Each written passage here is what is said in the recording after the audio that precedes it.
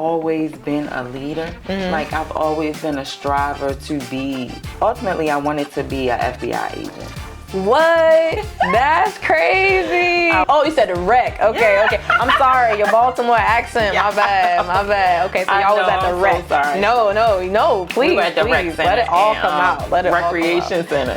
Maybe if I say the whole word. No, it's okay. Honestly, I did not have guidance at that moment. To guide I'm so sorry to hear that. It's okay. It's such a pleasure sitting with you today and listening to your story. It's very inspiring. Thank you. What's up, everyone? I'm the host of Connect Like Minds. I'm Sharryse, and today's special guest is a producer, director, and writer. Welcome to the Connect Like Minds podcast, Lynaia Jordan. Thank you for having me, Sharryse. And thank you for allowing me to be here with you today. Yes, thank you so much.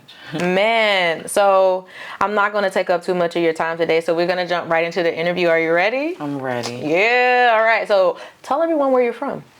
So I'm from Baltimore, Maryland, born and raised here. I grew up in the projects, public housing, myself, my mom, my grandmother, a couple of my siblings, and aunts and uncles.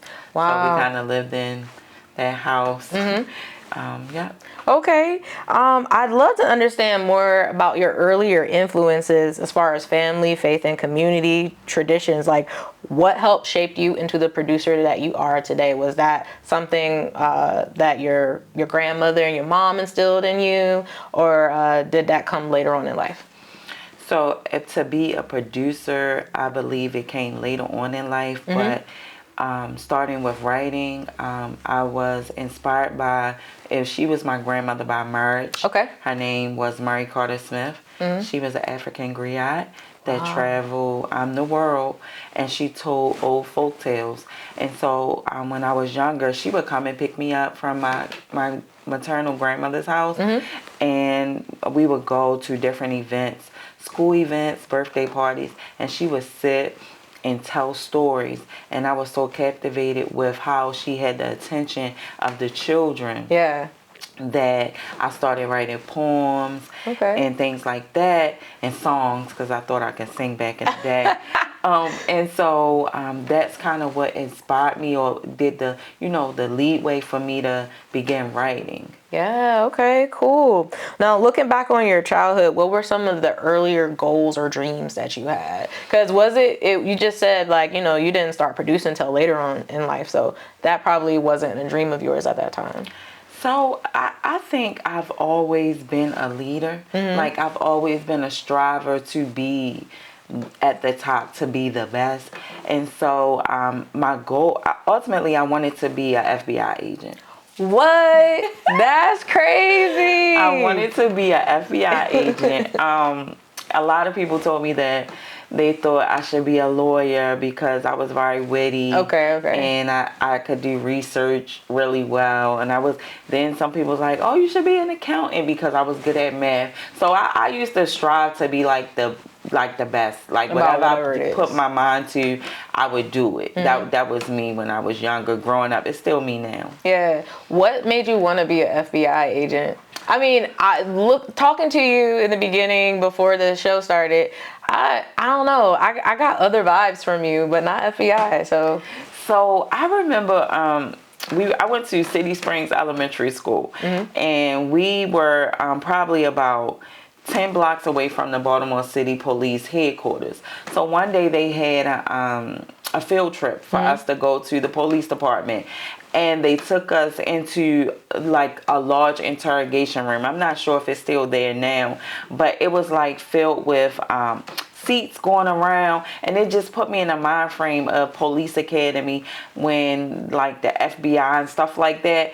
And I was like, I would like to be an FBI agent. Okay. Like, just to experience, do undercover work, and I don't know. And that's what I thought. That's what I was like, I'm going to be an FBI agent. And it was just at that moment. That's pretty cool, though. That's cool. Do you think you'll do an FBI movie at some point? Maybe. I haven't really thought about it. Okay. Now, what was it like for you growing up in Baltimore? You said you grew up in the projects, so how was that experience? So growing up in the projects was a great experience. we were sheltered. So it was like everything outside of where we lived was foreign. But we had everything that we needed in that small community. We had grandmothers who weren't grandmothers, who were neighbors. We had family cookouts. Nice. We had recreation centers, so we didn't have to go outside our community. Kids would be able to just go across the street. We had everything that we needed, but we also had poverty and drugs. And so I think that was the worst thing I had to go through, living in the projects, the drug thing. How did you combat that or overcome not falling into that lifestyle? Because, nowadays it's easy to get in those things. So I really seen how it destroyed my family because my mother used, and I was the oldest child, and me and my sister, this was before she had my younger siblings, me and my sister had to go through being adults before our time. So I always told myself that I wouldn't put my children through that, and I would set an example not only for my children, my nieces, my nephews, my cousins, my mother, that you don't have to do that. But I always told myself that. So that's kind of what got me through it. Faith in God. Amen to that. Does your mother have a happy ending? Did she stop using? Yes, my mother, when I was 12, I believe. I was 12 years old. My mother stopped using. So it kind of, transitioned. But for a long time, we went through it. But yes, my mother is clean from drugs. Congratulations to her. That's awesome. Yeah. Now, right now, the people don't know at home, but we're in a church setting right now. We're at your church, visiting your church today. Did you grow up in the church? So I would say that my household wasn't church, but we used to have, in the projects, we used to have a group that would come around, and on Saturdays it was called Saturday Bible School. Nice. And so we would go to the rec and sit in the rec, and they would teach us Bible verses. So before you talk about that, what is a rec? Because I don't know. Oh, you said a rec. Okay. I'm sorry, your Baltimore accent. My bad. Okay, so y'all was at the rec. So sorry. No, please. We were at the rec center. Let it all come out. Let it recreation center. Maybe if I say the whole word. No, it's okay. You good. So we were at the recreation center. We would go there on Saturday mornings. It was called Saturday Bible School, and we would learn Bible verses and stuff. And that kind of what inspired me. So I would go to church through like family friends. Mary Carter Smith, she would come pick me up and take me to church with her. She went to Huber Memorial. So it was in the household because I would go to church as a little girl and knew about God, but it wasn't so much instilled like it was something that everyone in the house did. But the seed was planted. Yes. And look where you're at today. Yes. That's awesome. Did you ever participate in any plays at that, like church plays and stuff? You know how they do the Easter stuff? Yes, yeah. I did. I used to always like be theatrical. Okay. So I really did participate. Now I write plays for my church. Nice. I dance. I praise dance. Okay. So I'm really involved with the church. Like I feed the community and things like that with the church. So yes, I did do all of those. Okay, cool. This next segment is called Digging Deeper. And during this segment, I'll ask you some thought-provoking questions about your career and personal life. So you ready to get into that? I'm ready. All right. Fast forward a few years after high school. What did that look like for you? And did you already know what direction you wanted to go into? So a few years after high school, I didn't know what direction I wanted to go into. Okay.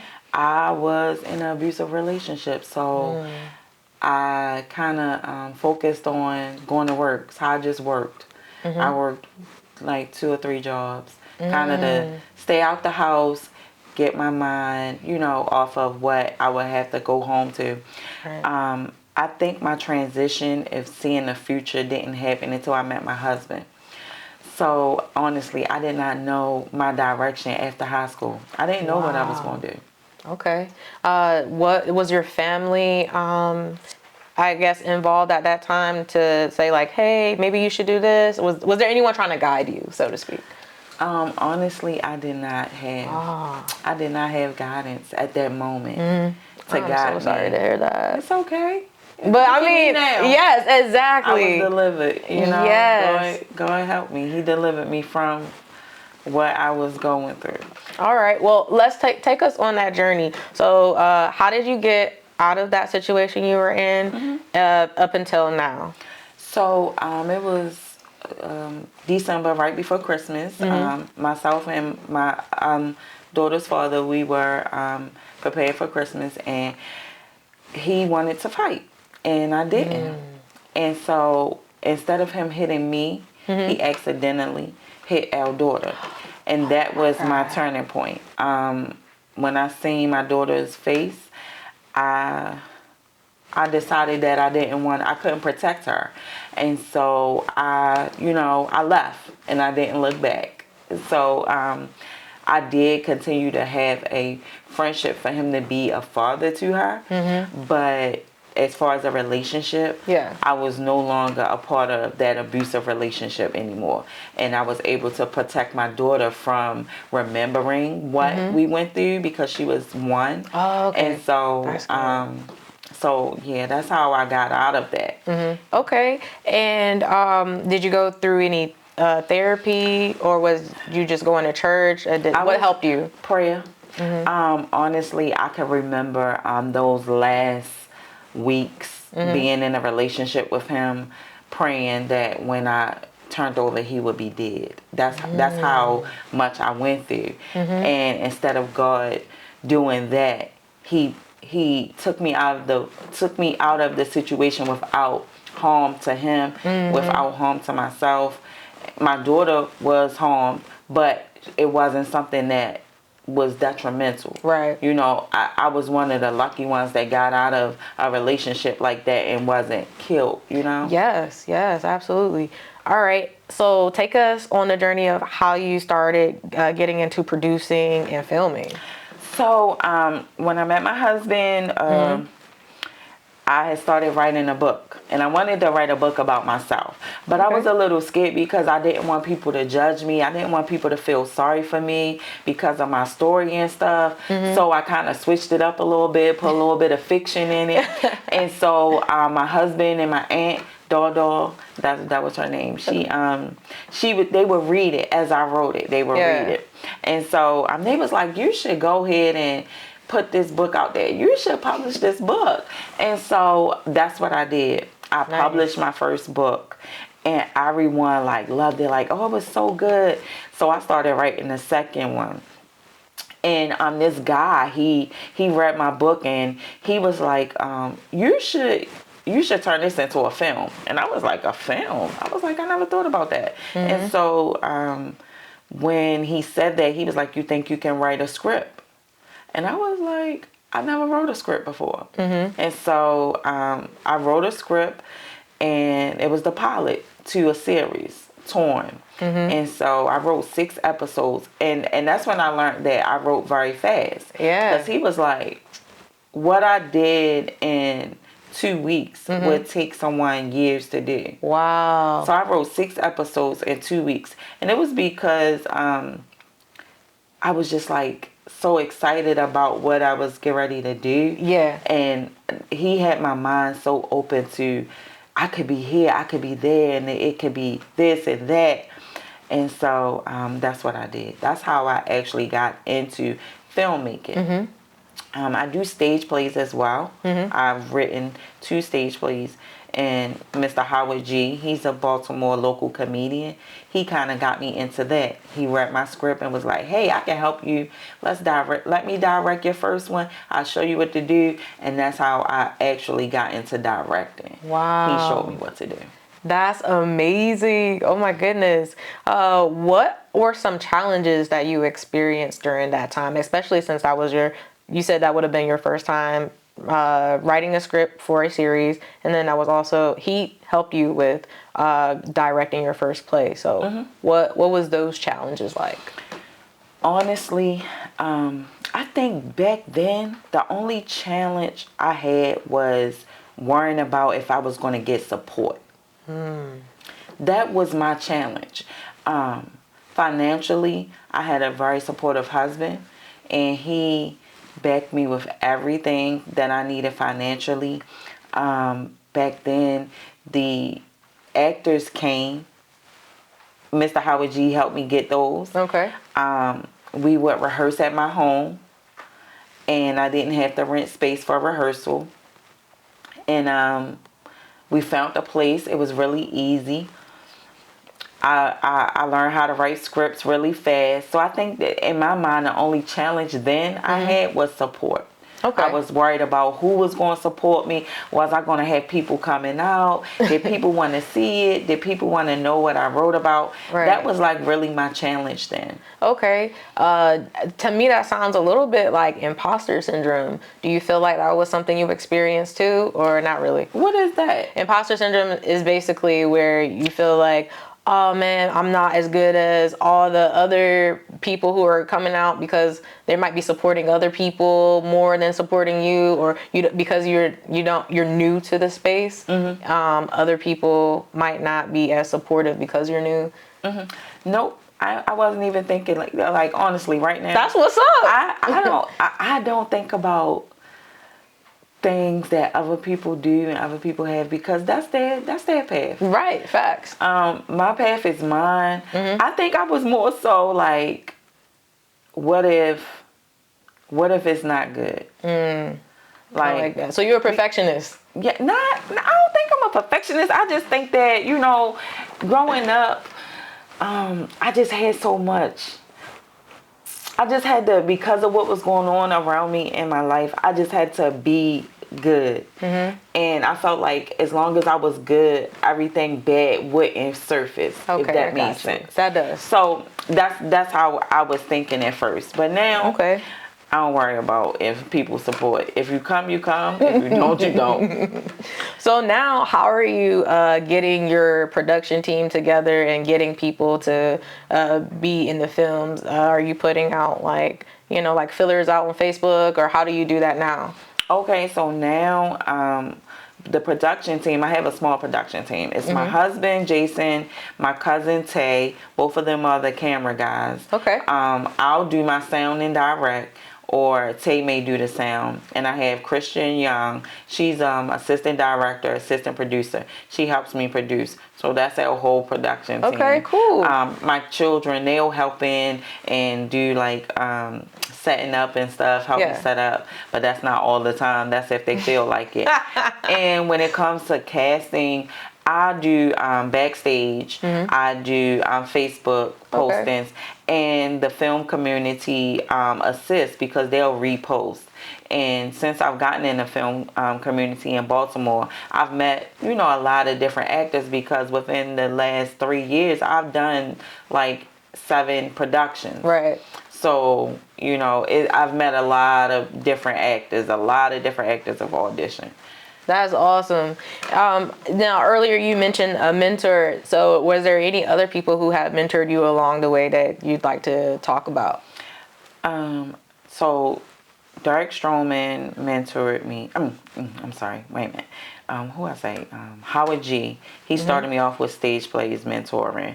Derek Stroman. He helped me to get over what happened with my first production, Torn, and the things that happened with that. He kind of gave me the push to get back out there, and was like, hey, you can start your own production company. You can start your own filming. Him and my husband. And I would say Miss Eileen Davis. She used to be my production assistant. Okay. She helped me a lot, like with seeing like the second set of eyes of things. So her and Christian kind of did the same thing, second set of eyes. But I think that's it. Like Tyler Perry, I would say Tyler Perry. A lot of people compare me to him. Like when I first started off with stage play. Yeah. Oh, you the Baltimore Tyler Perry. That's what people would say. And I kind of watched what he did, and kind of, I could say our stories are kind of similar. Yeah. We started stage plays. I acted in my own stage play. He was acting as a woman. I was acting as a man. So, then we transitioned into films. Yeah. And I love his drive. Yeah. His willingness to keep going no matter what no one is saying. He's doing what he's doing. So I would say those are the people that inspired me. And you mentioned that you went through, I guess, some challenges with tour. Do you mind talking about that for somebody who might be struggling with their own state of production? Sure. So what happened was the man that kind of told me my writing was good, he could film it for me. He took my money, a lot of money, and he left. And I didn't have my stuff. And so he had me in rooms with people I was thinking was Netflix executives, but it wasn't. And so I was like following him because I was new, and I put my trust in him. And that's what ultimately, when that happened, I stopped doing everything. I stopped writing. I just felt defeated. I was like, why would anybody do that to someone? Yeah. And then how long was that? That was in 2019. And when did you start back? I started back filming in 2022. Wow, that was a long break. Yeah. Man. So COVID happened 2020. Yeah, that's true. So COVID kind of broke it. And then 2021, that's when I had met Derek Stroman. And he was like giving me ideas. He's like, you should just write your own stuff and start doing your own stuff. Yeah. And my husband went and purchased the camera, and we started. And the rest is history. Yeah, the rest is history. Yeah. I'm so glad you started back up because we're here today. Yes. And it's just such a pleasure sitting with you today and listening to your story. Thank you. It's very inspiring. Thank you. And I hope I know you're inspiring other people out there. Thank you. So like we were saying, you produce, you direct.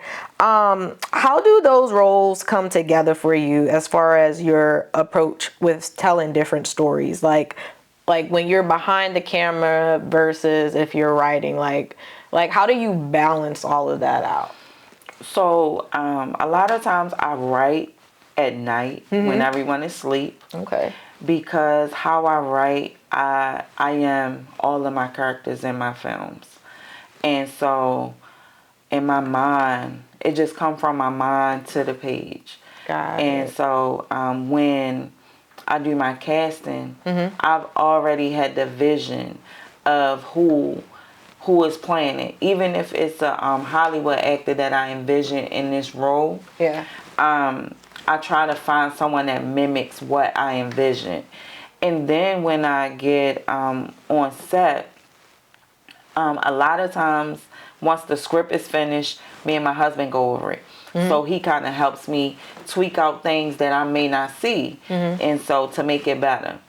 And then when we get on set, I kind of run the set, and when I see what I see and I have that vision, and let my husband run the cameras, and he'll set up the shots, and that's how we go.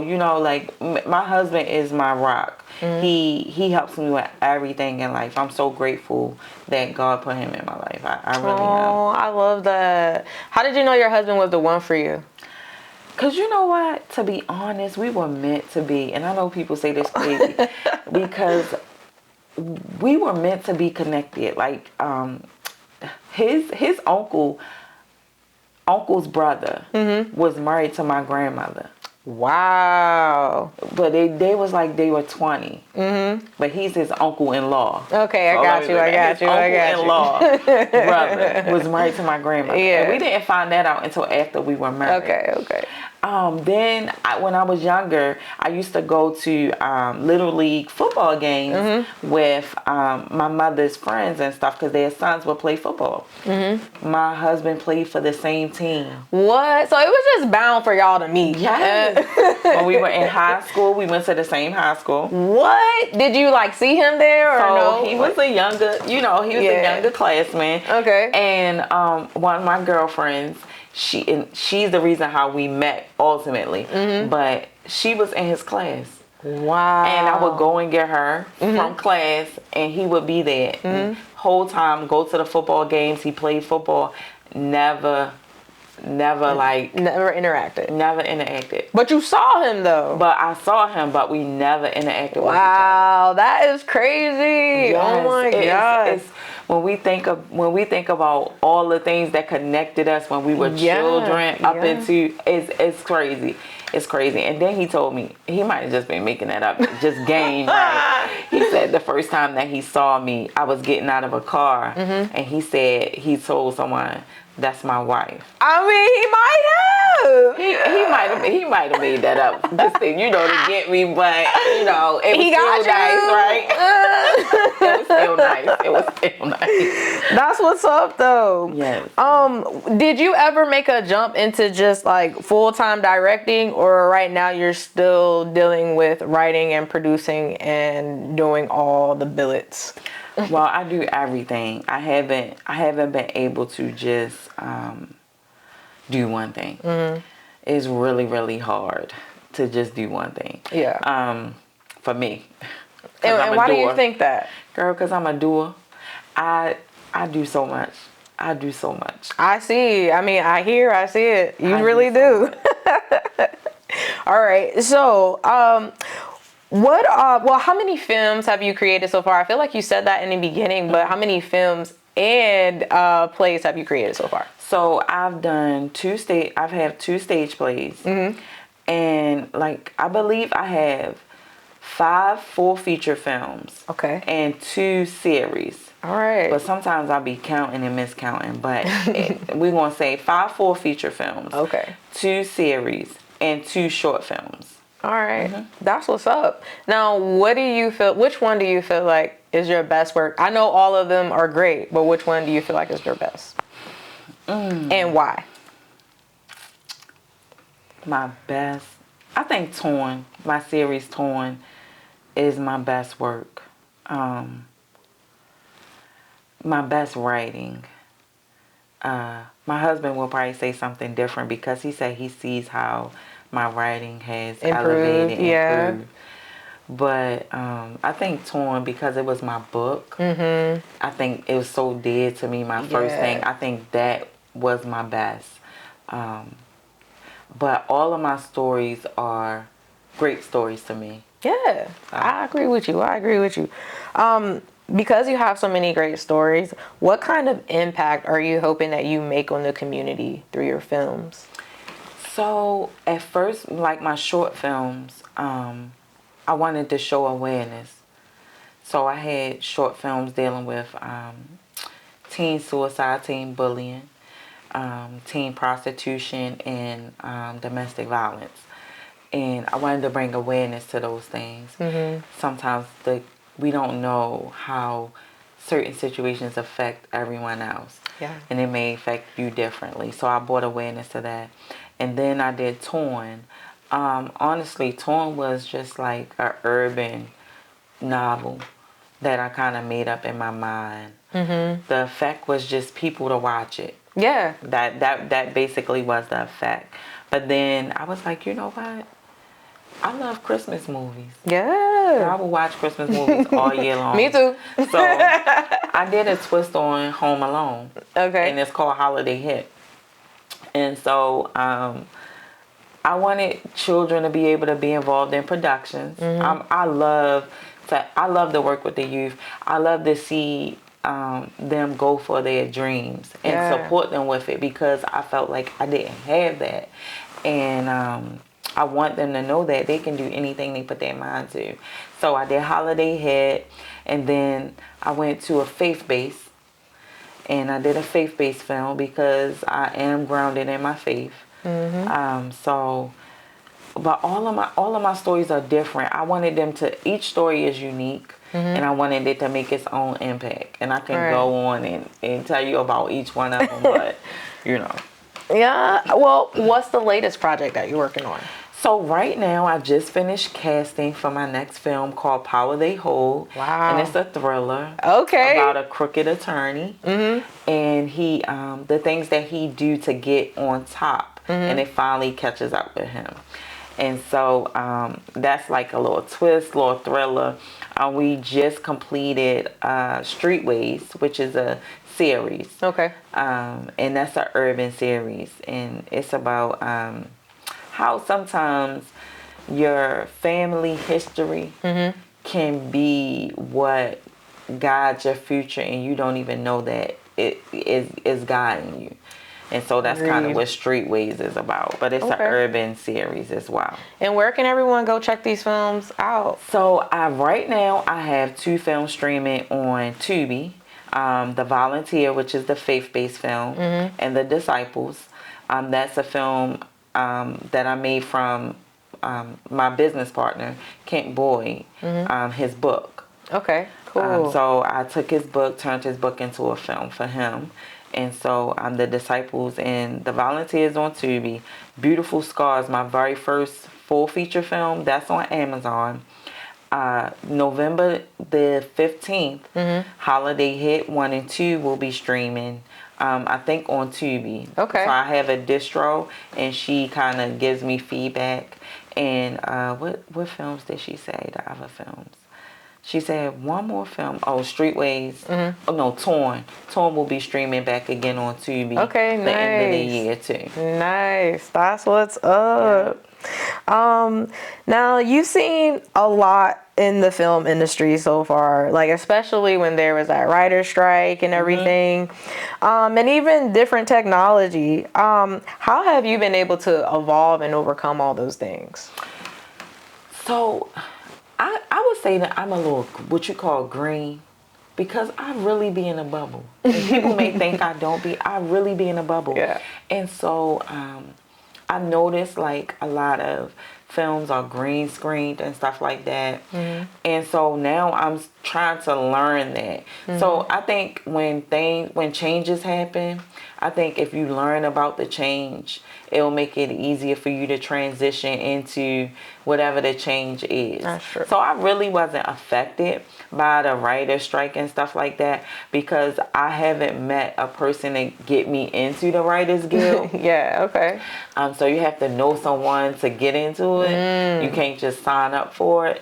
And so once I get to that level, I think I'll be able to understand what they were going through as writers in the Writers Guild. But the change in the industry and stuff like that, it really didn't affect me. It kind of helped the independent filmmakers, I would say. When industry stuff go on, it helps independent filmmakers. Okay. So moving forward, this next segment is called Uncomfortable Questions. Okay. And during this segment, I'll ask you either or questions, and you have to choose one. Okay. And then after you choose one, you have to give a reason why you chose it. Okay. All right. All right, got you. And we're in church, so you gotta tell the truth. Okay. So, R&B or rap? R&B. Why? Because I love Escaping Monica. I love Monica too. Are you going to see them Monica in concert? I've already been. So December of 2017, my husband surprised me with tickets to Escape, and Monica was there. Wow, that's crazy. I was right there. Like, I could reach out and touch T.I. and all of them. It was just so amazing. That's dope. It was amazing. Okay, cool. End world hunger or end all wars? End world hunger. Why? Because I love to feed. I think feeding may help. And then wars. When people eat, they're happy. That's true. That's true. Okay. Well, I feel that. Social media or cable TV? Cable TV. Why? Because I don't know how to navigate social media. Well, before I move on to the next question, I feel like I would rather have social media because of promoting like my podcast and everything, and I'm a journalist, so I'm pressed to like. I feel like cable TV is kind of like old school. Yeah, but I feel you. I guess I do like TV too, but not as much anymore.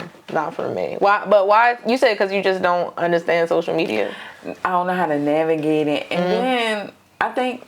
So I'm a little old school. Okay. And I think it's too much exposure, like for the youth. I feel you. That is just too much exposure. Okay. So cable TV kind of can back it off a little bit. Like we had Tigging on the couch and stuff like that. Yeah, 106 in Park. 106 in Park, stuff like that. Rap basement, I think. I forgot what it's called, but yeah. We had all of that stuff. So it was kind of like gave us that edge to be able to be there. Right. Not so exposed. I got you. And I feel like now social media does make people feel like they gotta share every little thing, and you feel like you're basically more like you're entitled to know what's going on in people's lives. So yeah. Movies or TV shows? That's a hard one. Because I'm gonna say TV shows. Why? Cause I love to binge watching shows like in the old shows, Different World. Yes, me too. I love Different World. Living Single. Yes, I can watch like the Cosby Show, Different World, like over and over again. I feel you. Me too. And last one. Which one is the best movie? Fences or The Color Purple? The Color Purple. Okay. That's my favorite movie in the whole wide world. All right. I really thought you was gonna have a hard time. I know people who really like film directors and stuff. Y'all be serious about the type of movie and the production and all that. So I love The Color Purple. Okay. Always loved it. This final segment is called Rants with Sharryse, and during this time, you get to rant about anything you want. It could be people not using signal lights, people not bathing, whatever you want, but then you have to give us a solution to fix the problem. So, the floor is yours. Share your rant. My rant that I've been going through like recently is the filmmakers not being able to have locations. I want to have locations here. That is like, I've been emailing the mayor. I've been trying to get a meeting with him so I can tell him my business plan so we can do something to help the artists in Baltimore or the artists in Maryland, because a lot of times you have to go outside of Maryland to get what you need. So that's my rant. Sometimes actors are entitled. That's another rant. The entitlement, and they really think that. But I mean, it's to each his own. But the entitlement of actors is like, ugh. But yeah. So my solution for the location. All right, in the next 5 years, I'm gonna build a studio that has film sets, but it also is a resource center that will give the artists, the independent artists, the things that they need, the tools that they need to succeed. And so that's the solution for the first rant. The second rant is to really tell actors, look, chill. That's it, chill. I got you. Okay. Well, before you go, can you please share your social media and your website or any other thing that you have so people can go follow you and check out your stuff? Sure. You can follow me, Lynaia Jordan, on all platforms. Facebook, Instagram, TikTok, and also Jordan Productions Baltimore on YouTube. That's where you'll see a lot of my trailers and my stage play and things like that. Cool. Well, it was such a pleasure having you on. I really appreciate you. Thank you. It was a pleasure. This was a great interview. Yay. I thank you. Yes. My pleasure. And thank you for listening to Connect Like Minds.